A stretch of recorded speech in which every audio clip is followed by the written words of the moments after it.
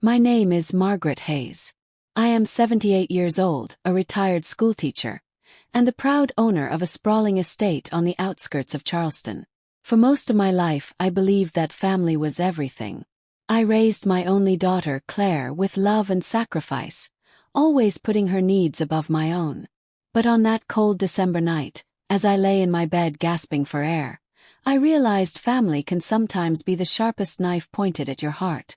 I woke up to the sound of my bedroom door creaking open. The room was dark, only faint moonlight slipping through the curtains.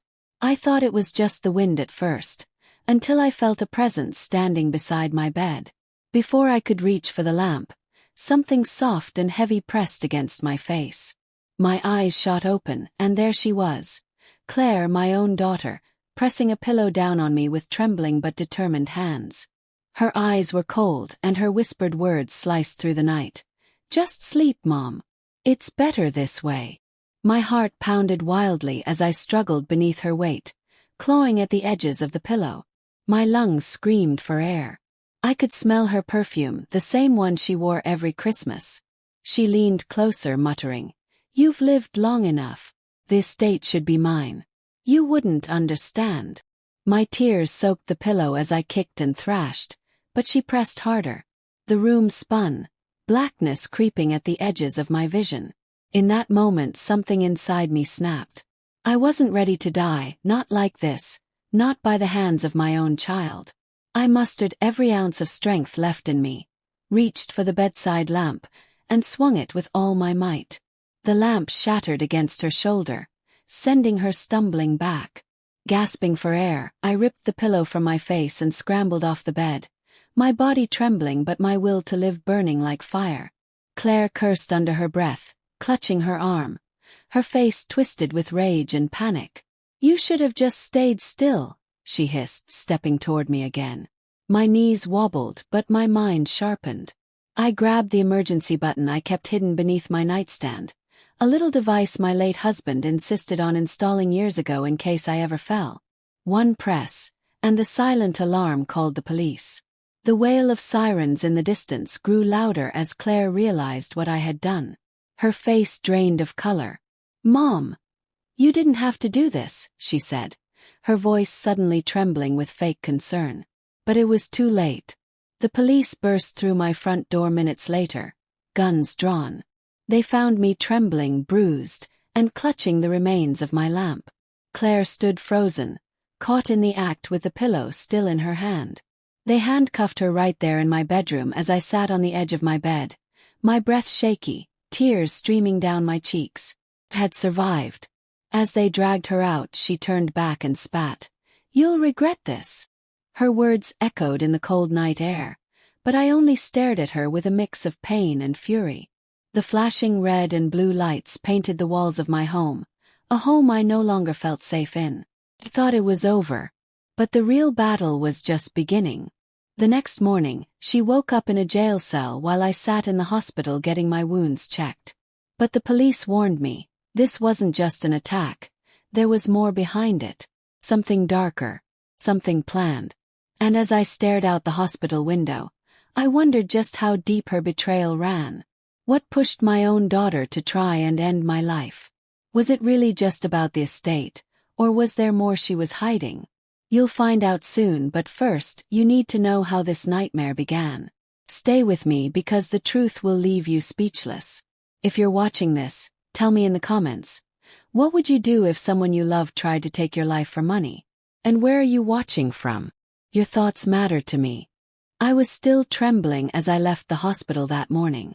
The winter sun was bright, but my world felt dim, clouded by the weight of what had happened. The police officer who drove me home spoke softly, almost as if I was a fragile object about to shatter. "Mrs. Hayes, she's being charged with attempted murder," he said. "But you should prepare yourself. Cases like this can get complicated when family's involved." Complicated? How could it be more complicated than waking up to your own daughter trying to kill you? I stared out the window as the houses blurred past, my thoughts drifting back to the life I'd built for Claire. I remembered the nights I stayed up sewing her clothes because we couldn't afford new ones. I remembered working double shifts just to make sure she could attend the private school she begged for. And this was how she repaid me. When I stepped into my house, the memories hit me like a wave. Every corner of that estate held decades of love, laughter, and sacrifice. The old oak table where we celebrated birthdays. The fireplace where we warmed our feet after long winter walks. The staircase where Claire took her first steps. Now, those same walls felt cold and hostile, tainted by betrayal. I walked slowly to my bedroom, where the crime had taken place just hours ago. The pillow still lay crumpled on the floor. I knelt beside it, running my fingers over the fabric. My hands shook, not from fear this time but from anger. My own daughter had turned my home into a battlefield. The phone rang, jolting me back to the present. It was Detective Lawson, the officer handling my case. "Mrs. Hayes," he said, his tone serious. "We need to ask if there were any signs before this. Any arguments, threats, or financial disputes." Thought back. Claire had been different lately. Distant yet demanding. She often asked about the estate, my will, and whether I had updated it. At first, I brushed it off as casual curiosity, but then she began showing up unannounced, snooping around and making comments like, "You won't need all this forever." I wanted to believe she was joking. I wanted to believe she was still my little girl. As the day dragged on, I found myself sitting by the window, staring at the driveway where Claire's car had sped away the night she attacked me. Why would she risk everything? My heart ached with confusion. The detective had said they found something in her car, a document folder with papers she shouldn't have had. That night I couldn't sleep. Every creak of the house made me jump. The shadows seemed longer, the silence louder. I sat in my armchair clutching a cup of tea, trying to calm my nerves. My thoughts wandered back to when Claire first started showing signs of greed. It was right after her husband left her. She had blamed me, saying I didn't help her enough during her divorce. I gave her money, helped her find a new place, but it was never enough. The next morning, Detective Lawson came by. He placed a folder on my table and opened it. Inside were copies of documents. My will, my property deeds, even my bank statements. My chest tightened as I looked at them. "These were in her possession," he said. "She's been planning this for months." I felt a mixture of rage and sorrow. My daughter had plotted to kill me, not in a fit of anger, but through careful calculation. The thought made me sick. "What happens now?" I asked, my voice barely above a whisper. "She'll be arraigned tomorrow," the detective replied. "But Mrs. Hayes, we need you to stay cautious. We believe she had help. Someone else might be involved." Help. My stomach dropped. Who could she have involved in this nightmare? My mind ran through the possibilities. Friends, a boyfriend, maybe someone I trusted. That night, I locked every door and window, but sleep still refused to come. At around 3 a.m., I heard a faint noise outside. My heart skipped a beat. I grabbed my phone and dialed the police, whispering my address. The sound grew louder, footsteps crunching on the gravel driveway. I peered through the curtains and saw a shadow moving near the garage. My breath caught in my throat. Whoever it was, they weren't just passing by. They were watching my house. The police arrived minutes later, lights flashing, but by then the shadow had vanished. They searched the property and found footprints leading away into the woods. The officer said, "Someone was here, Mrs. Hayes." Whoever it was, they knew what they were doing. I stood there trembling, realizing this was far from over. Claire was in jail, but someone else was out there, lurking in the darkness, finishing what she had started. Who was helping her? What were they planning next? My heart pounded with fear and determination. I wouldn't let them win. This was no longer just about surviving. It was about fighting back. Stay tuned, because what I uncovered next changed everything. And it will leave you questioning who you can really trust. Tell me in the comments, do you believe greed can turn someone into a monster? And where are you watching this from? I want to hear your thoughts. The following morning, I forced myself out of bed despite the heavy cloud of fear hanging over me. The memory of that shadow near my garage haunted my every step. I brewed a pot of coffee, hoping the familiar aroma would calm me, but my hands still trembled as I held the cup. The house felt too quiet, the silence broken only by the ticking of the old clock in the hallway. I called Detective Lawson first thing. "Someone was here last night," I told him, my voice cracking. "They were watching me." He didn't sound surprised. "Mrs. Hayes, this confirms our suspicion. Claire wasn't working alone. We'll have an officer patrol your neighborhood tonight, but I need you to stay alert. Don't open the door for anyone you don't know." After the call, I sat at the kitchen table staring at the documents the police had returned to me. My property deeds, my bank statements, my will. It dawned on me that Claire must have been going through my belongings for months, maybe even years. Each piece of paper was a reminder of how thoroughly she had betrayed me. The day moved slowly. I tried to distract myself by cleaning, but every room I entered brought back painful memories. The dining room where we once shared laughter. The living room where she opened her Christmas presents. How did that love turn into hatred so strong she wanted me gone? In the afternoon, I received an unexpected visitor. It was Pastor Stevens, a kind man who had known our family for decades. He held my hands gently and said, "Margaret, I heard what happened. I came to pray with you." His words were comforting, and as we sat in the living room, he reminded me that evil can sometimes grow where love once thrived. "But you mustn't let this break you," he said. "You've survived the worst night of your life. Now you must stay strong." After he left, I checked my phone and found several missed calls from an unknown number. A shiver ran down my spine. I hesitated, then listened to the voicemail. It was a distorted voice saying, "Drop the charges or you won't live to see next week." My blood turned cold. I immediately called the detective again. He urged me to save the recording and assured me they were tracing the call. "This is serious, Mrs. Hayes. We'll assign a security detail to watch your house," he said. That evening, as the sun dipped below the horizon, 2 police officers parked their patrol car across the street. For the first time in days, I felt a glimmer of safety. But deep down, I knew this was far from over. Whoever had left that threat wasn't bluffing. I sat by the window, watching the lights flicker on in neighboring houses. Families were gathering for dinner, laughter spilling from their homes. My own daughter should have been among those warm lights, visiting her mother. Instead, she was behind bars plotting her next move. Around midnight I tried to sleep, but the nightmares came quickly. I dreamt of hands around my neck, of pillows pressing down on my face. I woke up drenched in sweat, my heart pounding. The patrol car was still outside, its lights dim, the officers alert. The next morning, Detective Lawson called again. "We traced the call to a burner phone," he said. "But we also uncovered something else." Claire had been in contact with a man named Thomas Reed, someone with a criminal record for fraud and theft. "Does that name mean anything to you?" Thomas Reed. The name sent a jolt through me. He was Claire's old boyfriend, the one I never liked. Years ago, he tried to borrow money from me and I refused. He disappeared soon after, but apparently he was back and working with my daughter. The detective continued. "We believe he's the one who was on your property that night. He's dangerous, Mrs. Hayes.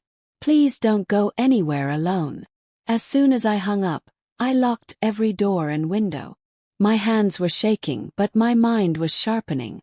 If Thomas was involved, this wasn't just about greed. It was a calculated plan to take everything from me. By afternoon, I received another blow. My lawyer called to tell me someone had attempted to access my financial accounts online. Luckily, the bank froze the accounts immediately, but it confirmed my fears. The attack wasn't over. I spent the rest of the day gathering every piece of important paper, deeds, wills, account statements, and placing them in a safe deposit box at the bank. I wasn't going to let them steal my life's work while I was still breathing. That night, as I sat alone in my living room, a sudden crash of glass shattered the silence. My heart leapt to my throat. Someone had thrown a rock through the back window. Attached to it was a note. My hands trembled as I unfolded it. The message read, You can't hide forever. This ends soon. I dropped the note, my breath coming in shallow gasps. The patrol car lights flickered as the officers rushed toward the back of my house, but whoever threw that rock was already gone. I stood there in the dark, clutching my chest, realizing the war had just escalated. They weren't just trying to scare me, they were preparing for something worse. What were they planning? Would they strike again while I slept? I felt the fear rise in me, but beneath it burned a stronger fire, one of defiance. They thought I was weak. They thought they could break me. But they were about to learn just how strong a mother can be when she's fighting for her life. Stay close, because what I did next turned the tables completely. And you won't believe how far I was willing to go to protect myself. Tell me, have you ever been betrayed by someone you trusted the most? Share your thoughts below and let me know where you're watching from. The shattered glass from the broken window still glistened on the floor when the sun rose the next morning. I barely slept, every sound in the house twisting my nerves tighter. The police stayed outside most of the night, but their presence felt like a thin shield against an enemy that knew me too well. Detective Lawson arrived early, his face grim. He held the note they had taken from me. Mrs. Hayes, this is a direct threat.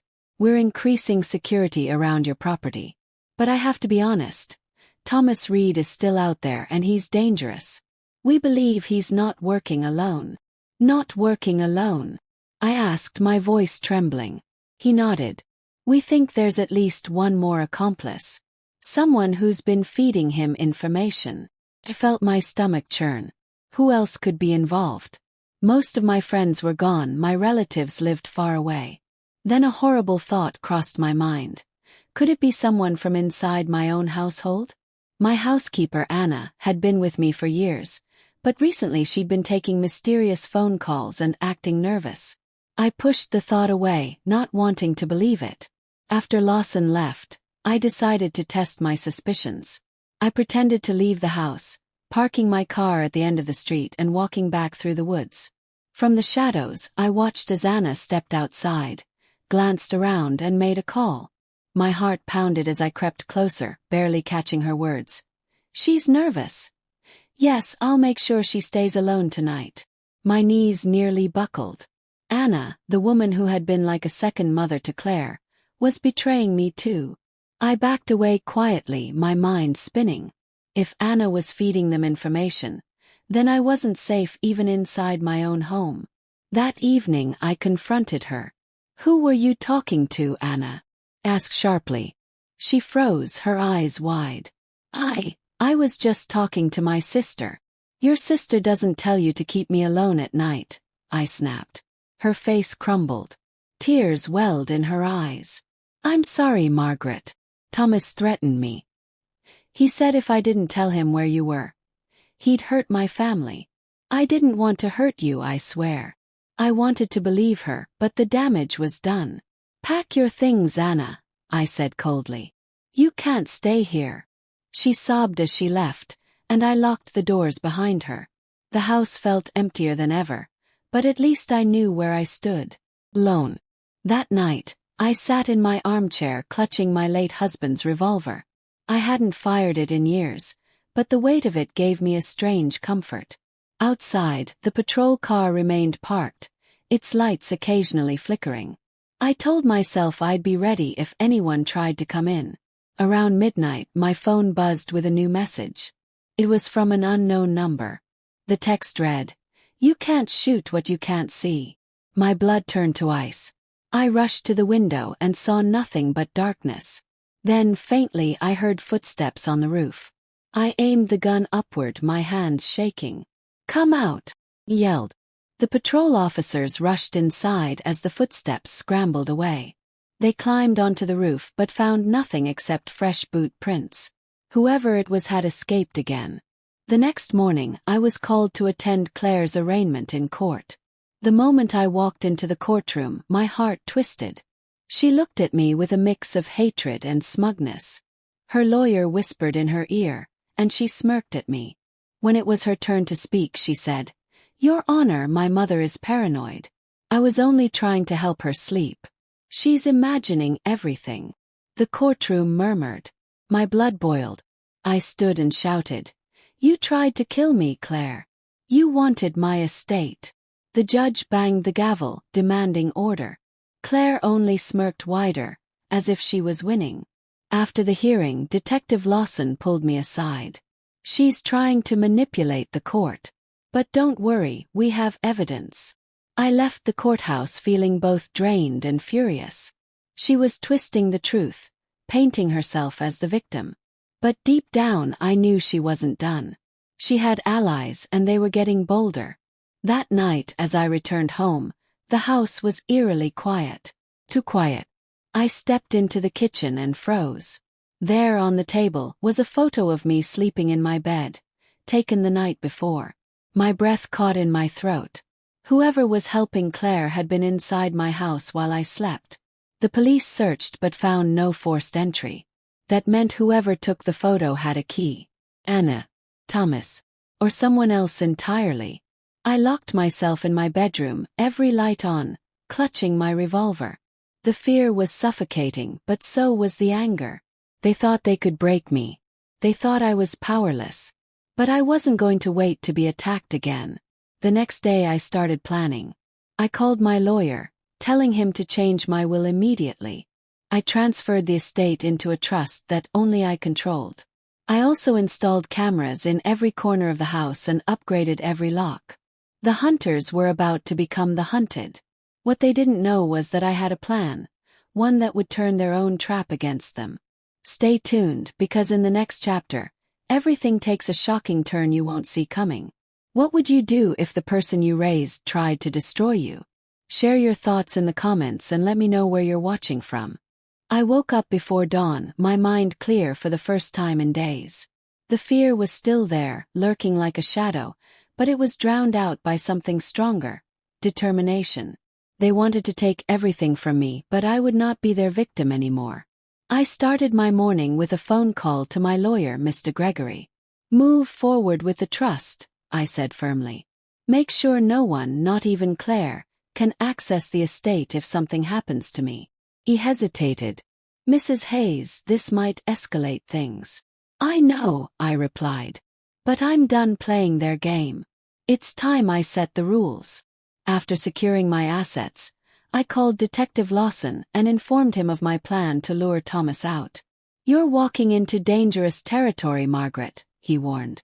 "I've been living in dangerous territory since the night my daughter tried to kill me," I said coldly. "I'm not going to sit around waiting for them to strike."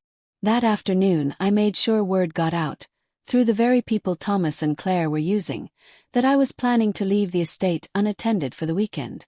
In reality, I stayed hidden in the woods with officers stationed nearby, watching my own house like a hawk. Hours passed, and just when I thought maybe they wouldn't take the bait, I saw movement. A man crept toward my back door, dressed in black, moving with the ease of someone who had done this before. Through my binoculars, I recognized him immediately: Thomas Reed. He picked the lock effortlessly and slipped inside. Moments later, another figure joined him, a woman with her hair pulled back, wearing a dark hoodie. I squinted and felt my heart shatter. It was Claire. She had somehow been released on bail, and she came straight to finish what she started. I whispered into the police radio, "They're in." The officers nodded, readying themselves, but I told them to wait. I wanted to hear what they said. Inside the house they moved like they owned the place. My cameras recorded every second as Thomas whispered, "Once we find the documents and the cash, we torch the place. No old lady, no evidence." Claire replied with venom, "She deserves this. That house should have been mine years ago." My fists clenched so tight my nails dug into my palms. How could she talk about me like that? I carried her in my arms when she was sick, gave her everything she ever asked for, and this was how she repaid me. The officers stormed in at my signal, shouting, "Police! Don't move!" Claire screamed as they dragged her down, while Thomas fought back, only to be pinned to the floor moments later. The house filled with flashing lights and chaos, but through it all, I stood silently at the doorway. When Claire saw me, her eyes widened with shock and hatred. "You set me up," she spat. I stepped closer, my voice calm but cold. No, Claire. You set yourself up the moment you tried to kill me. They hauled her and Thomas away, both screaming threats as they were shoved into police cars. For a brief moment I felt relief. Maybe it was finally over. But just when I thought the nightmare had ended, Detective Lawson approached me with a grave expression. Mrs. Hayes, there's something you need to know. Thomas wasn't the mastermind. He mentioned someone else. Someone they called the benefactor. The benefactor? Gasped, confused. Lawson nodded. We don't know who they are yet, but this person is funding everything. And they're still out there. That night I couldn't sleep. The house was full of security, yet I felt exposed. Who was this mysterious figure pulling the strings? Why did they want my estate so badly? The next morning I got my answer in the most chilling way. Package arrived on my doorstep. Inside was a single photo, me standing at my husband's grave taken years ago, and a note that read, "You don't even know who your real enemy is. But I do. See you soon." My hands shook as I read the note. Someone from my past, someone who knew me well, was behind this. I looked at the photo again, and an old memory surfaced. There was only one person who had been at that grave with me that day. Someone I hadn't seen in decades. My late husband's estranged brother, Victor. Could it be him? Could he be the mysterious benefactor? The thought sent chills down my spine. If Victor was involved, then this was more than greed. This was revenge. I realized then that the battle was far from over. Claire and Thomas were only pawns. The real enemy was still waiting in the shadows, watching, planning their next move. And this time I would have to dig into the darkest corners of my past to survive. Stay with me, because in the next chapter, the truth about the benefactor will shake everything you thought you knew. Tell me in the comments. Have you ever discovered a secret that changed everything you believed about your family? Where are you watching from? The discovery of the photo and the note gnawed at me all night. My mind wouldn't stop replaying the name Victor. I hadn't spoken his name in years. My late husband, George, had cut ties with his brother after a bitter inheritance dispute. Victor always believed the estate should have been his, not ours. If he was the benefactor, this was no coincidence. It was a decades-old grudge that had resurfaced like a storm. I sat at my desk, digging through old files, letters, and photographs. Every memory of Victor carried the same feeling, danger wrapped in a charming smile. He had been a smooth talker, always scheming, always wanting more than what he deserved. I thought he disappeared for good. Apparently I was wrong. The following morning, I handed the note and photo to Detective Lawson. He frowned. If Victor Hayes is involved, this case just became bigger. He's been off the radar for years, rumored to have connections with criminal groups. We'll put him on our watch list, but I need you to be extra careful, Mrs. Hayes. Extra careful. The words echoed as I walked back into my house. I could feel unseen eyes following me, as if Victor was already watching from the shadows. Later that day, I received a call from the county jail. It was Claire. Against my better judgment, I answered. Her voice was soft, almost broken. "Mom, please. Drop the charges. You don't understand. He made me do it." "He?" asked, my throat tightening. "Victor," she whispered. "He said if I didn't help him, he would ruin me. He promised me the estate if I cooperated." I thought he cared. My chest burned with anger and sadness. "Claire, you chose him over me. You tried to kill your own mother." There was a pause, then her voice cracked. "I know. Sorry." I didn't know what else to do. The line went dead. I sat in silence, torn between rage and the faint, painful hope that maybe, deep inside, Claire regretted what she had done. But regret wouldn't erase the fact she almost ended my life. That night, I fortified my house even more. New locks, reinforced windows, motion sensors, everything I could think of. Still, as darkness fell, I felt exposed. Somewhere out there, Victor was planning his next move. Around 2 a.m., I heard a faint tapping on the back door. My heart leapt. I grabbed my revolver and moved quietly through the hallway. The tapping grew louder. Suddenly, the door swung open slightly, and a figure slipped inside. "Aim the gun. Don't move," shouted. The figure froze and slowly raised their hands. It wasn't Victor. It was Anna, my former housekeeper. "What are you doing here?" I demanded. Tears streamed down her face. "I came to warn you. They're coming tonight. Victor and his men. They know the police watch your house during the day but pull back at night. You need to leave now." My breath caught in my throat. "Why are you helping me?" "Because I can't live with myself if something happens to you," she sobbed. "I was forced to help them before, but not anymore." I didn't have time to argue.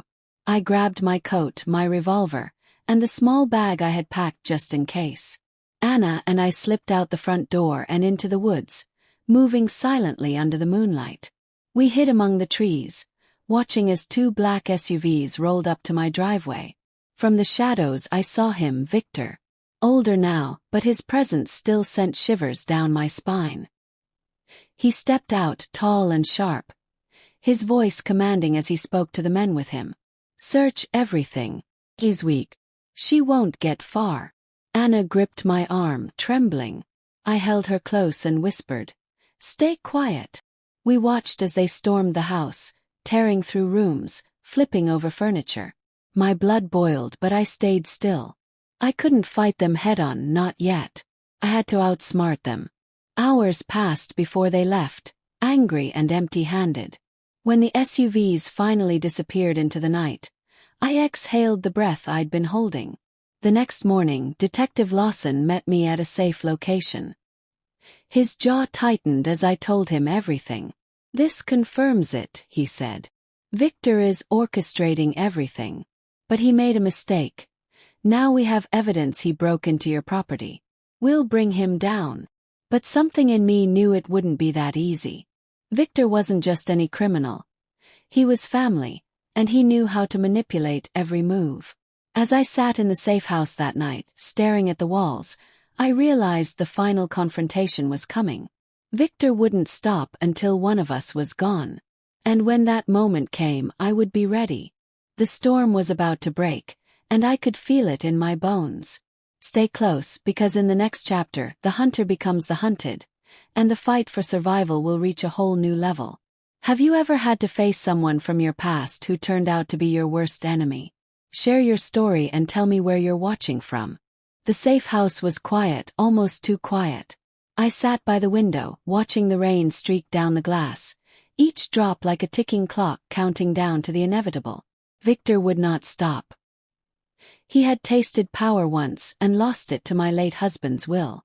Now he was clawing back with the help of fear and betrayal. Detective Lawson insisted on keeping me hidden under police protection, but every fiber in my being told me this wasn't enough. Victor had eyes everywhere. He knew how to buy people, how to twist loyalties. I couldn't just hide forever. I spent the next 2 days in hiding, piecing together the puzzle of my own past. I remembered conversations George and I had years ago, how Victor had been caught forging signatures, how he tried to steal from the family business. George had promised me, "If he ever comes back, don't trust him." Those words echoed now, heavier than ever. On the 3rd day, Detective Lawson arrived with new information. "Margaret, we've intercepted communications between Victor and a corrupt lawyer. They're planning to forge new documents to claim your estate, claiming you're mentally unfit to manage your assets." My stomach churned. So they're not just trying to kill me, they're trying to erase me. Lawson nodded grimly. "But we have a plan. We'll set a trap. Let them believe they're winning, and when they make their move, we'll catch them red-handed." A dangerous plan, but I agreed. I was tired of running. This time I would face them. The trap was set at my estate. The police wired the house with hidden cameras and microphones, and I pretended to return home, alone and vulnerable. As night fell, the house was silent except for the hum of the security system. I sat in the living room, heart pounding, waiting. Hours passed, then I heard it, the faint sound of a door creaking open. My hands tightened around the revolver hidden in my lap. Victor stepped in first, his silhouette cutting through the dim light. His eyes met mine, and a cold smile spread across his face. "Margaret, still alive. You always were stubborn."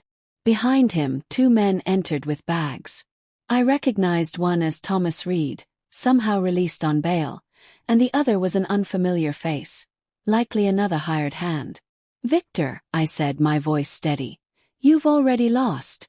You should leave while you still can." He chuckled, a sound that sent chills through me. "Lost? No, my dear. Tonight I take back what's mine."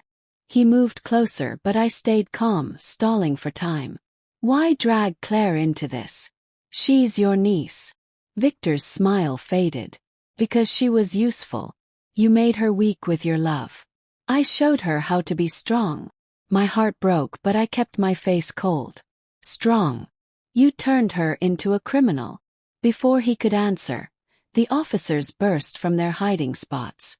"Police! Drop your weapons!" Chaos erupted.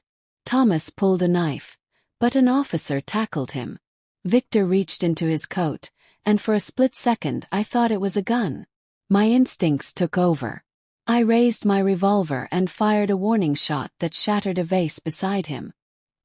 He froze, eyes wide, realizing I wasn't the frail old woman he thought I was. The officers swarmed him, pinning him to the ground as he shouted, "This isn't over, Margaret. You think you've won. You have no idea what's coming." The men were arrested, their plan foiled, but Victor's final words echoed in my ears. "You have no idea what's coming." That night, as I sat surrounded by police, the adrenaline drained from my body, leaving me shaking. Was this really over, or was Victor bluffing about something bigger? The following morning, Detective Lawson confirmed they had enough evidence to charge Victor and his accomplices with multiple crimes. Yet his expression remained troubled. "Mrs. Hayes," Victor mentioned something about a safety net. "We found encrypted files on his laptop. We believe he has allies, powerful ones, waiting to step in." The thought chilled me. Victor might be in jail, but his reach could still stretch far beyond those bars. Then came another twist. Claire requested to see me. Against my better judgment, I agreed. When I walked into the visiting room, she looked pale, her eyes red from crying. "Mom," she said softly, "Victor lied to me. He promised me everything, and I was stupid enough to believe him. I never wanted to hurt you, not really." Tears welled in my eyes. "You held that pillow over my face, Claire. You wanted me gone." She sobbed, clutching her hands. "I was scared. He said he'd ruin me, that he'd ruin you too. I thought I had no choice." I wanted to scream at her to tell her she was lying, but instead I just whispered, "You always had a choice." She cried harder, begging for forgiveness, but forgiveness wasn't something I could give. Not yet. When I left the jail, my heart felt heavier than before. The people I loved had betrayed me, and the man who started it all was still plotting from behind bars. That night, another letter arrived at my door, smuggled somehow through the cracks of the system. It was from Victor. The message was chilling. "You stopped me once, but I have friends on the outside. They'll finish what I started. Enjoy your peace while it lasts." I sat alone in the living room, clutching the letter, the walls closing in on me. This wasn't over. The final battle was still ahead. Stay with me, because in the next chapter, the darkness surrounding me strikes back harder than ever, and survival will mean going to war. Have you ever felt like winning one battle only revealed a bigger war? Share your experience in the comments and tell me where you're watching from. The letter from Victor sat on my table like a venomous snake. I read it again and again until the words blurred. "Friends on the outside." That was his warning, and I knew better than to take it lightly. Every bone in my body told me the storm wasn't over. It was just gathering strength. The following days were quiet, unnaturally so. Detective Lawson insisted on keeping me under close watch. "We have officers patrolling the area and monitoring any suspicious activity," he said, but his tone betrayed concern. Even with Victor behind bars, his influence seeped like poison through cracks in the system. On the third night, the silence broke. It was raining hard when the power went out in the entire estate. The emergency lights flickered weakly. My heart raced. I grabbed my revolver, my only comfort, and moved cautiously through the dark halls. Then, through the shadows, I saw them. 2 men dressed in black, breaking into my garage. I ducked behind the doorway and whispered into my phone to Lawson. "They're here. Stay hidden, Margaret. We're on our way," he urged. But waiting wasn't in my nature anymore. I moved quietly, like a ghost in my own house, using the darkness to my advantage.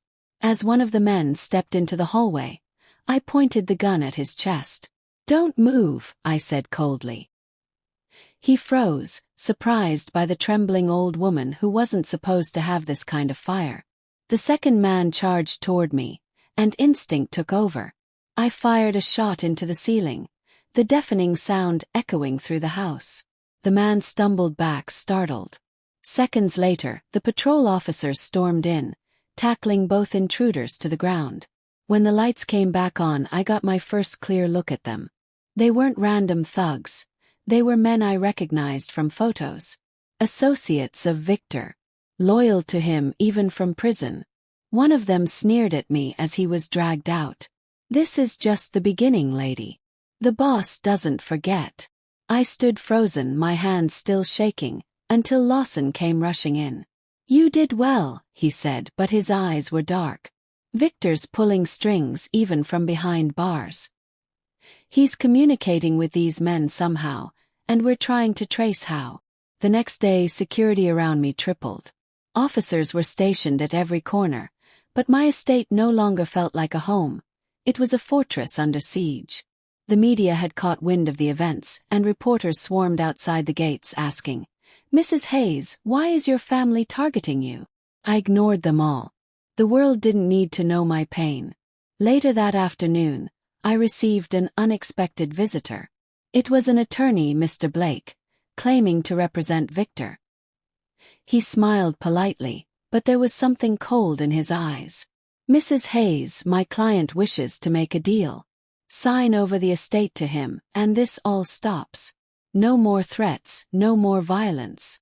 I stared at him, disbelief and rage boiling inside me. "Tell Victor he'll have to rot in prison before he gets 1 brick of my house." Mr. Blake smirked. "I'll deliver the message, but be careful, Margaret. Accidents happen." The door closed behind him, but his words lingered like a curse. That night I couldn't sleep. Every creak made me flinch, every shadow looked like a threat.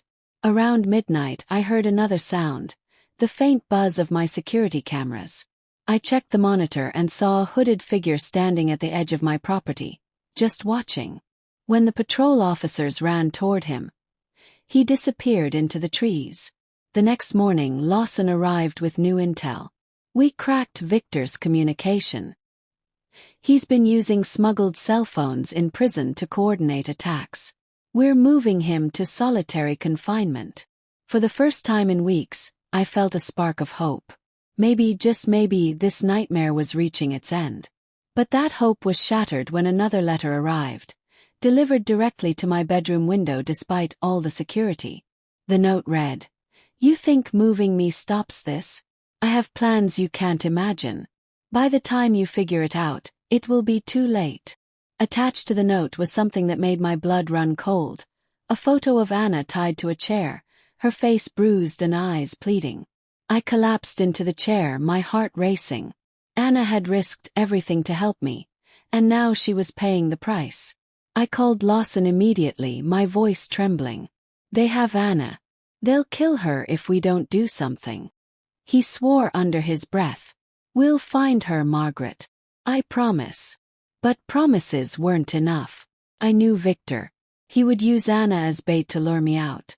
I spent the rest of the day pacing, my mind a whirlwind of fear and rage. As night fell, I made my decision. I wouldn't wait for the police to save her. I was going to face Victor's men myself. I loaded my revolver, tucked it into my coat, and slipped out of the house without telling anyone.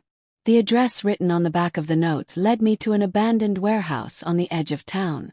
When I entered, The smell of rust and decay filled my nose. My footsteps echoed on the concrete floor. Then I saw her. Anna, tied to a chair, tears streaming down her face. "Margaret, no. It's a trap," she screamed. Too late. The door slammed shut behind me, and out of the shadows stepped 3 men, armed and grinning like wolves. One of them said, "The old lady came just like he said she would."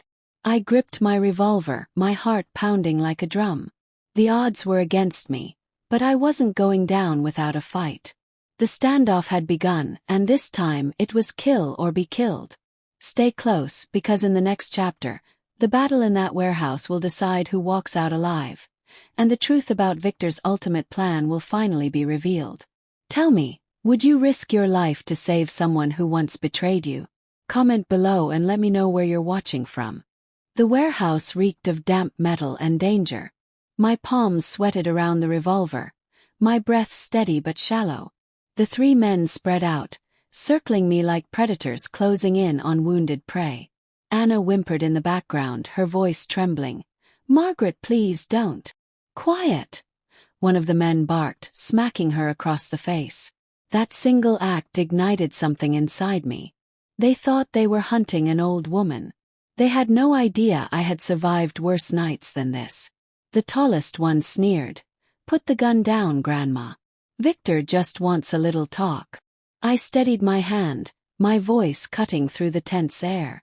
"Tell Victor he should have come himself. You'll never leave here with me." The man lunged and I fired. The shot echoed like thunder, hitting the ground inches from his feet. He froze, eyes wide, and I stepped back slowly, keeping the barrel trained on them. The second thug smirked. "You won't shoot us all." I narrowed my eyes. "Try me." In the chaos, Anna's chair tipped over. The distraction was all I needed. I fired again, hitting the lights overhead. The warehouse plunged into darkness. The men shouted, stumbling blindly. Using the cover, I ducked behind a stack of crates, moving quietly like a shadow. The third man cursed, his voice shaky now. "Find her. Victor wants her alive." Alive. That word gave me an edge. They couldn't risk killing me yet, but I had no such restriction. I crawled closer to Anna, cutting through her ropes with a piece of broken metal. "Run when I say so," I whispered. When the first man stepped too close, I slammed a crate into him, sending him crashing to the floor. Anna bolted toward the door, screaming for help. The other 2 men turned in her direction, and I fired again, grazing one's shoulder. Red and blue lights suddenly pierced the night as sirens wailed outside. Detective Lawson's voice boomed. "Police! Drop your weapons!" The men panicked, dropping their guns as officers swarmed the warehouse. In seconds they were on the ground, handcuffed and shouting threats. Lawson rushed to me, his face pale. "Margaret, are you hurt?" I shook my head, still trembling but alive. Anna clung to me, sobbing. "I'm sorry, Margaret. I never should have helped them. I was so scared." I held her tightly. "You're safe now. That's what matters." The officers led the men away, but as they were dragged out, one of them spat at me, laughing. "You think this is over? Victor has more men. You'll never stop him." Lawson knelt beside me. "We found evidence on them. Addresses, bank accounts, even encrypted messages. Victor's network is crumbling. We'll take him down for good." I wanted to believe him, but my heart told me Victor wouldn't fall so easily. He wasn't just a criminal. He was a vengeful force, and he still had power, even in chains. Back at the estate, I tried to rest, but my mind spun with questions. Why was Victor so obsessed with destroying me? Why now, after all these years? The answer came in the form of a call from my lawyer, Mr. Gregory. His voice trembled. "Margaret, I've uncovered something. Victor isn't just after the estate. There's a hidden deed, one your late husband kept secret. It grants ownership to a massive piece of land worth millions, and it's still in your name. Victor found out." My chest tightened. This was why he wouldn't stop. It wasn't just about old grudges. It was about a hidden fortune he believed should have been his. Gregory continued, "We need to secure that deed immediately. If Victor's people get it, they'll have leverage against you." Before I could respond, another voice cut in on the line, a distorted, chilling voice I recognized instantly. "Victor." "Well done, Margaret," he sneered. "You've survived longer than I thought. But you can't protect what's coming. That deed will be mine, and when it is, you'll wish you'd never fought back." The line went dead. I sat frozen, gripping the phone until my knuckles turned white. The final battle wasn't about survival anymore. It was about who would control everything my husband and I built. I looked out the window at the storm clouds gathering over the estate. This wasn't just a house. This was my legacy, my life's work, and I would burn the world before I let Victor take it. The final showdown was coming, and I was ready to end this war once and for all. Stay with me, because in the last chapter everything explodes. Secrets, lies, and the final confrontation that will leave only one of us standing. What would you do if someone tried to erase everything you fought for? Comment below and tell me where you're watching from. The morning of the final confrontation rose with an eerie stillness. The air around my estate felt heavy, as if the house itself knew what was coming. I stood at the window, gripping the hidden deed my lawyer had finally secured from the bank. This piece of paper was worth millions, and it was the reason Victor had unleashed hell on my life. Detective Lawson arrived early, his face lined with worry. "Margaret, we traced Victor's network. His men are planning to storm the estate tonight. They want that deed at any cost." I stared at him, my voice steady. "Then tonight this ends. I've been running long enough." The hours crawled by, each one stretching my nerves tighter. I walked through every room of my home, touching the walls, the furniture, the memories. This was the life George and I had built, and I wouldn't let it be stolen by greed and hate. As darkness fell, the house became a fortress. Officers took positions, hidden cameras fed live footage to Lawson's team, and I waited in the living room with a revolver in my lap. The deed was tucked safely in a steel box by my side. At exactly midnight, headlights appeared at the edge of the driveway. 3 black SUVs. My heart pounded. The men poured out like a swarm, armed and ready. Then, through the chaos, a figure stepped forward. My blood ran cold. Victor. He had escaped custody. How, I didn't know. But there he was, calm and dangerous, a predator stalking his prey. His voice carried across the night air. "Margaret, you can end this peacefully. Give me the deed, and I'll let you live." I stepped out onto the porch, the revolver steady in my hands. "You'll have to kill me first." He smirked. "Don't tempt me." Before I could respond, the first shot rang out, not from me but from one of his men. The officers returned fire, and the estate erupted into chaos. Bullets shattered windows, men shouted, sirens wailed. The battle had begun. I ducked behind the porch railing, firing back at the attackers. Years of age didn't dull my aim. Adrenaline sharpened it. I hit one of the men in the leg, sending him crashing to the ground. Victor stormed toward me in the chaos, a gun in his hand. "You're not walking away from this, Margaret," he roared. I stood my ground. "Neither are you." We faced each other, weapons raised. 2 stubborn souls locked in a deadly standoff. Around us, the firefight raged, but in that moment, it felt like the world had narrowed to just the 2 of us. "You took everything from me," Victor snarled. "No," I said, my voice like steel. "You lost everything because of your own greed." He pulled the trigger, but I was faster. My shot struck his shoulder, knocking him back. He collapsed to the ground, groaning in pain as officers swarmed in and wrestled the gun from his hand. Even wounded, he laughed bitterly. "You think this ends with me? There are others." I stepped closer, glaring down at him. "Let them come. I'll be waiting." The officers dragged him away, his laughter echoing into the night.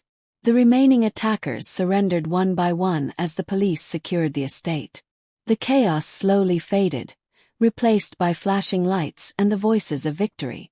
Lawson approached me, his eyes full of respect. "You did it, Margaret. It's over." I looked at the deed clutched in my hand. "No, detective. It's just beginning. I have to rebuild everything they tried to destroy. But at least now, I can do it on my terms." The sun rose over the estate the next morning, casting golden light over the battered house. The war was won, but the scars would remain forever. Claire was sentenced to prison, Thomas disappeared into the system, and Victor would spend the rest of his life behind bars. As for me, I found peace in the quiet. I repaired the house, replanted the gardens, and surrounded myself only with those who truly loved me. The deed remained locked in my safe, a symbol of everything I fought to protect. Life had taught me a cruel lesson. Sometimes the greatest threats come from those closest to you. But it also taught me something else. Strength doesn't fade with age. It burns brighter when everything is on the line. To those who tried to break me, I survived. To those who stood by me, I'm still standing. And to anyone listening, never underestimate the power of a woman with nothing left to lose.